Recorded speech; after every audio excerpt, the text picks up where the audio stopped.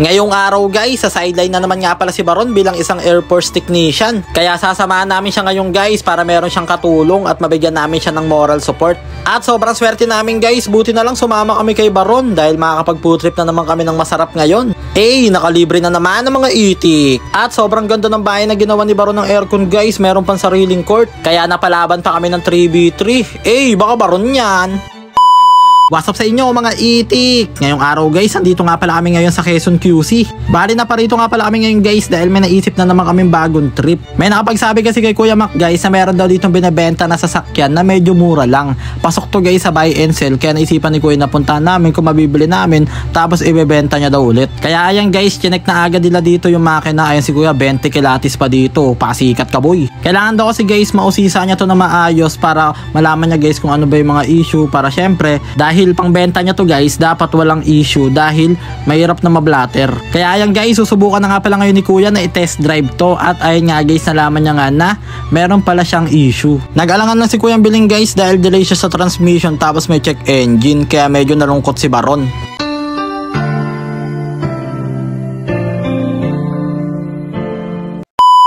At ayun na nga guys, proceed nga pala tayo ngayon sa susunod na next sideline ng mga itik. Bali for today's video nga pala guys, ay pagka uwi nga pala namin ay dumiretso naman kami ngayon dito sa Biñan, Laguna dahil maggagawa nga pala si Baron ng sirang aircon. Kaya ayan guys, syempre kami nga pala ang helper ni Baron for today's video dahil bibigyan namin siya ngayon ng moral support. Bali ang sira nga pala ngayon ng aircon dito guys ay bigla na lang siya nawala ng lamig. Naubos daw pala yung preyon neto guys dahil meron siyang micro leaks. Ayun ang sabi ni Baron guys. Kaya ayan, inumpisahan na agad ni Baron na gawin to guys. Bali yung ginagawa niya nga pala dito, ayon sa narinig ko sa kwento niya, pinipler niya daw yan kasi ayon pala sa mga sabi-sabi ng mga matatanda, kaya pala sometimes hindi lumalamig yung mga gantong aircon dahil may possibility na nilalagnat siya. Kaya ayan, habang nire-repair to ni Baron guys, eto si Plantitomer dito, tignan nyo naman, grabe manghang-mangha. Siguro sa mga moment na yan guys, naisip ni Plantitomer, baka pamangking ko yan. At sa kabilang banda naman guys, eto naman si Kuya Mac, medyo tumutulong-tulong na rin siya para kunyari may ambag siya. At syempre, bilang ulirang tito, tumulong na rin si Plantitomer guys, kinomport niya si Baron. Kaya dahil dyan guys, napabilis yung paggawa ni Baron dito at maya-maya lang, ayan, iti-testing na nga pala ni Baron ngayon.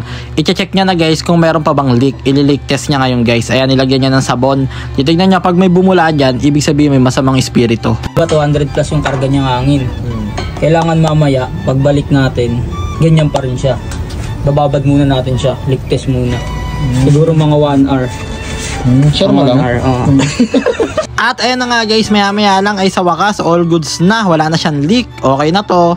Kaya maya-maya lang guys, ito na yung pinakahihintay namin, food tripan na. Kaya maraming salamat nga po pala kala Ma'am Kat. Sobrang solid, ang sarap ng ulam guys. Kaya sa mga sandaling to guys, napapasabi na lang kami na grabe, ang sarap pala talaga sumama kay Baron pag nagagawa ng aircon. Bali hindi nga lang pala repair aircon yung ginagawa ni Baron guys, nag-aano rin pala siya, aircon cleaning. Pero kahit anong gawin ni Baron guys, handa kami sumama basta may food trip. At grabe, sobrang ganda ng bahay nila ma'am, meron pang sariling court. Kaya ayan si Kuya Mac guys, grabe ang tigas, nakilaro pa dito ng basketball, tamang shooting si Itik ko. Kumo-crossover pa talaga. Grabe, nakapag food trip na, nakapag basketball pa. Pasikat ka boy. At ayun na nga guys, maya-maya lang ay bago nga pala kami umuwi ay nagkayayaan pa nga pala dito mag 3v3. Kaya mapapalaban tayo neto. Eto na, jersey number violet for 3 and Ronald Arcilla dribbling the ball. Jumang shot sa perimeter. Mark J. Valdez may hawak ng bola, crossover, umispino pa ikot, paso Ronald Arcilla, jersey number black sumalaksa, easy 2 point. Mark J. Valdez, paso Jan Valdez, pass the ball to Ronald Arcilla with a by the way shot, jersey number yellow for 3, Jan Valdez pumeke, pinasa kay Mark J. Valdez, boom by the way shot, easy 2 point. Jersey number black nagsemi-dakdak, easy 2 point. Mark J. Valdez pass to Ronald Arcilla sa ilalim, tumira ng dos, easy 2 point. Jersey number violet for 3, no good, but the jersey number black follow up and Ronald Arcilla taking the ball with the shot, botata. Jersey number yellow pass the ball to jersey number black, easy 2 point. Jersey number yellow with the crazy fake in the easy shot, easy 2 points. Mark J. Valdez pass to Ronald Arcilla with a by the way shot, jersey number black pumeke, tumira, easy 2 points. Mark J. Valdez, ang ganda na pasa kay Ronald Arcilla, nagbordering ang bola sa pader pero good pa rin.